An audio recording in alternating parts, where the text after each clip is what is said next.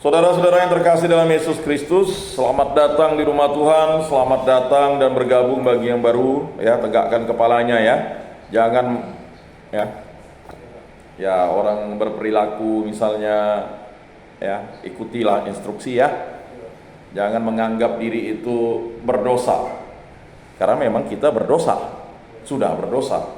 Kalau orang menganggap diri berdosa itu dia menganggap dirinya belum berdosa. Maka saya berdosa, sungguh saya berdosa. Mengapa kita berdosa? Karena kita tidak dekat dengan Tuhan. Mengapa kita tidak dekat dengan Tuhan? Karena kita mengikuti hawa nafsu kita, mengikuti dunia ini, mengikuti setan atau iblis. Terkadang dalam kemudahan kita sering disesatkan oleh sesuatu yang sesat, yang kita anggap itu adalah jalan yang baik bagi kita, tetapi jalan yang salah, jalan dosa. Masih ada di antara kalian ini masih mengeraskan hati, menganggap apa yang kalian lakukan benar karena kalian melihat film. Film jangan ditonton, itu kan hanya hiburan.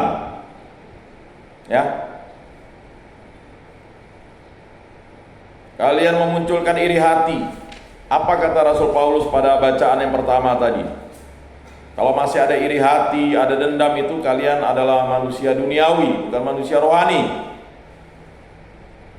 Di tempat ini kalian digodok, diberikan bekal, pemahaman, dan masuk ke rumah Tuhan ini kalian diberikan kekuatan dari Allah untuk sampai di tempat ini. Kalau tidak ada kekuatan dari Allah, kalian pasti bilang sakit, ngapain, tidak menyelesaikan masalah, datang di tempat ini justru kena omel. Ya, Tuhan kan memberikan firman dan sabdanya. Itulah orang yang tegar tengkuk menganggap Tuhan itu mengomel. Dan akibatnya apa? Kita menjadi manusia duniawi. Toh yang kita lakukan juga bukan hal yang baik. Misalnya kita menonton film porno, berbuat cabul, memikirkan hal-hal yang porno, lalu mulai melakukan perencanaan, tindakan. Karena dimulai dari apa? Menonton, mendengar, melihat, diajak, dan tidak tahukah itu ada kuasa setan, kuasa iblis yang merayu kalian, yang menghinggapi perkataan orang, perbuatan orang. Jadi kalau kita nonton film porno, itu adalah orang gila yang melakukan itu. Dia membuat kita gila, sedangkan dia dapat uang. Dia melakukan itu pakai peran pengganti atau pakai boneka. Kalian bilang betul-betul. Itu kan tipu-tipu. Kadang otak kita itu karena tidak beriman atau kurang beriman atau jauh dari iman, akibatnya apa? Kita dimanipulasi. Dan saudara-saudara yang terkasih dalam Yesus Kristus, di tempat ini kalian harus bersukacita, bergembira. Jangan takut, mengeluh. Berdoa bagi orang tua kalian supaya menerima kalian. Jangan menganggap lalu orang tua kalian itu tidak akan menerima kalian. Belum. Karena butuh proses. Kalian diberikan kepercayaan tetapi tidak bisa memegang kepercayaan itu. Kalian mencemarkan nama baik keluarga. Memang bagi dunia kalian mencemarkan, tetapi kalau kalian bertobat dan menerima sakramen pengakuan dosa, kalian dibebaskan dari dosa itu. Tetapi masalah dunia kalian harus selesaikan, supaya terjadi yang namanya sesuatu diajar dan keadaan menghajar kalian. Jangan lalu keluar dari tempat ini malah menjadi gila. Gali informasi, lakukan aksi, lebih gila lagi. Dan ini harus dicamkan untuk anak-anak Tuhan yang ada di sini. Kalau kalian mau menyesatkan diri lagi atau disesatkan lagi, kalian akan lebih parah. Upah dosa adalah maut. Bersyukurlah kalian belum mati dalam keadaan Kalau mati dalam keadaan berdosa, bahaya. Hanya ada kertak gigi dan dicampakkan ke dalam kegelapan dan dapur api. Kalian masukkan tangan kalian ke air panas tuh. Kalau kalian merasa air panas tuh kalian bisa rasa lalu tidak melepuh atau tidak masak daging kalian, berarti ya. Tapi tidak mungkin kan? Kita adalah barang yang panah, manusia panah. Saudara-saudara yang terkasih dalam Yesus Kristus, ya. Rasul Paulus menekankan sesuatu yang penting bagi kehidupan rohani kita.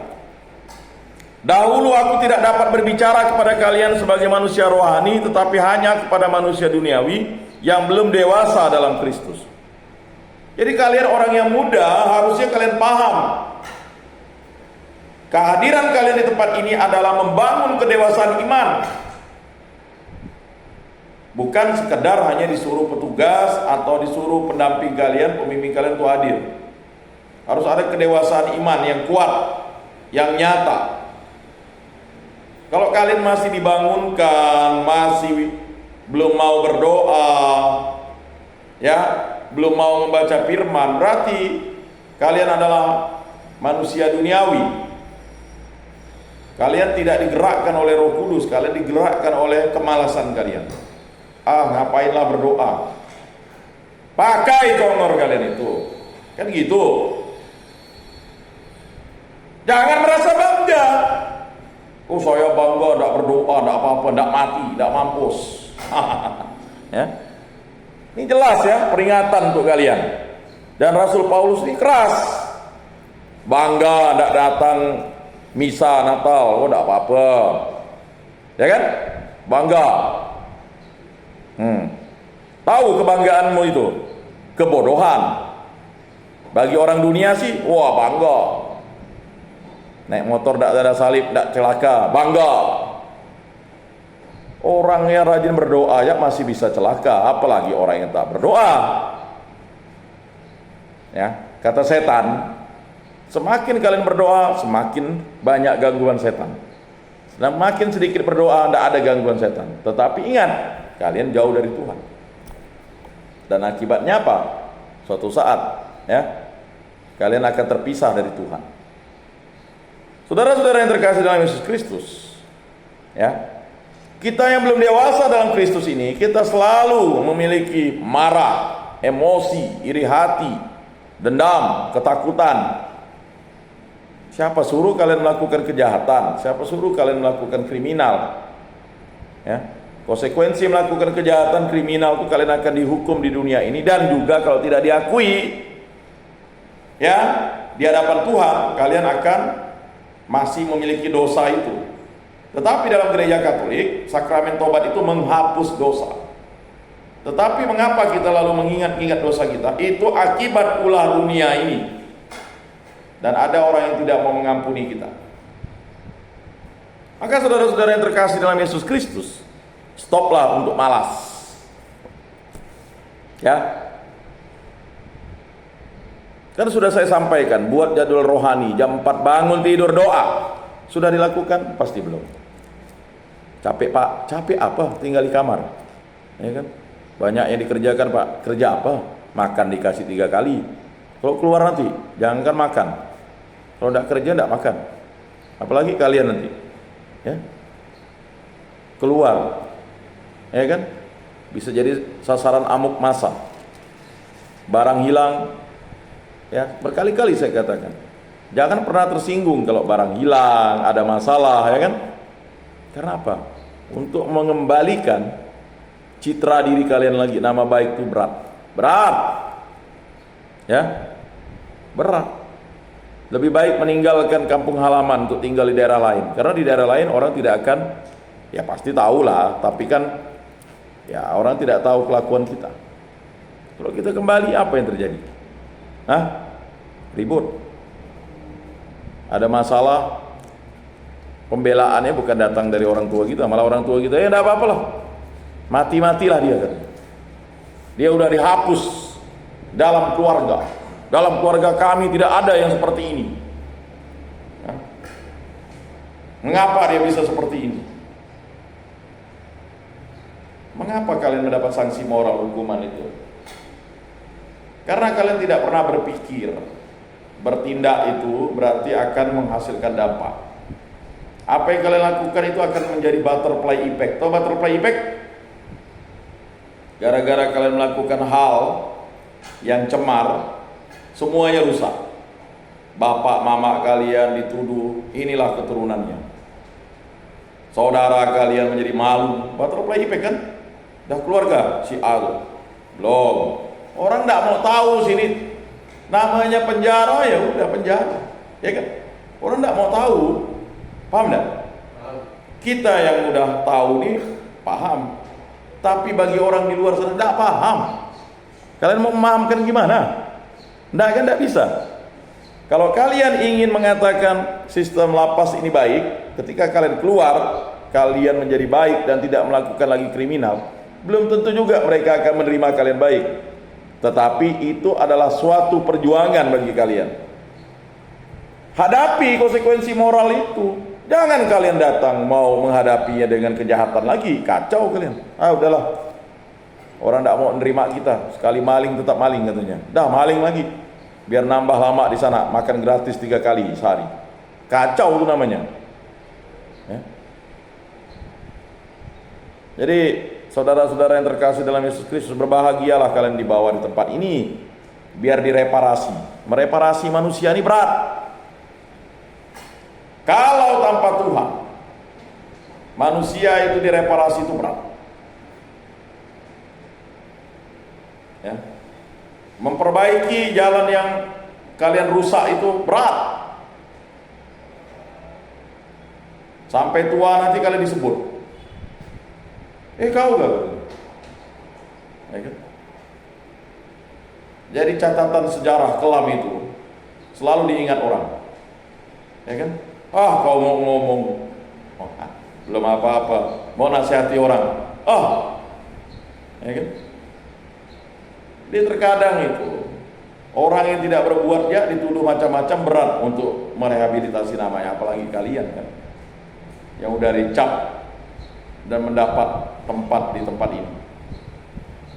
Maka untuk mengembalikan potensi kalian ini butuh proses dengan melakukan sesuatu yang positif. Maka saya katakan, yang misalnya belum tamat SD ikut paket A, jangan diam-diam di kamar nuguk bahasa kami, ya kan? Bilang tidak mampu otak. Orang tidak punya tangan, tidak punya kaki, tidak bisa berenang, kan ada video motivasi, betul ya? Orang yang mohon maaf difabel, disabilitas, ya, itu tidak bisa dapat medali emas. Kalian punya 2 kaki, 2 tangan, 2 mata, 2 telinga, 2 lubang hidung, 1 mulut, ya, masa tidak bisa? Kalau mau malas, sampai kapanpun kalian tidak akan bisa. Dilawan kejahatan, lawanlah kejahatan. Ya, tunduklah kepada Allah, lawanlah iblis, dia akan lari daripadamu. Orang mau ngajak berjudi, tidak. Orang mau ngajak narkoba, tidak. Kan ada slogan, say no to drugs. Orang mau asusila bilang enggak. Ngapa kalian mau? Itu gisinya nonton porno, download aplikasi-aplikasi, mereka dapat duit, kalian dapat hukuman. Mengapa kamu melakukan tindakan asusila? Karena nonton film porno. Itu alasan. Karena itu tadi, tidak mampu mengendalikan hawa nafsu. Mengapa narkoba? Ikut-ikutan. Mengapa? Jatuh di pergaulan yang sesat. Anak yang baik kalau jatuh di pergaulan yang sesat pun bisa sesat. Apalagi anak yang kurang baik, gampang. Dan kadang bangga, aku nih tidak kayak kau gitu. Kau baru pakai sekali dah penjara, ya kan? Tapi lihat, pakai berkali-kali, kan kadang sering. Kalian iri dengan orang yang melakukan kejahatan. Enaknya dia ya, sana sini megang cewek tidak kena penjara. Kalian iri pula dengan orang itu. Kan bodoh itu namanya kan? Nah, itu yang dikatakan Rasul Paulus. Ya. Orang nyuri sawit enggak kena penjara. Baru nyuri sawit kena penjara. Kan? Kok hebat dia dapat motor 10 buah enggak kena tangkap polisi. Nah, kalian yang baru ngambil satu ya udah kena tangkap. Mengapa? Tuhan ingin mengajar dan menghajar kalian supaya kalian tidak tersesat lebih dalam. Orang yang udah ya dalam-dalam lah, dia udah jauh benar. Semakin tersesat, semakin kalian jauh dari Tuhan. Cara mendekatkan diri dengan Tuhan adalah mohon kehendak rahmat Tuhan untuk dapat mengembalikan kita. Kalau mengandalkan kawan susah,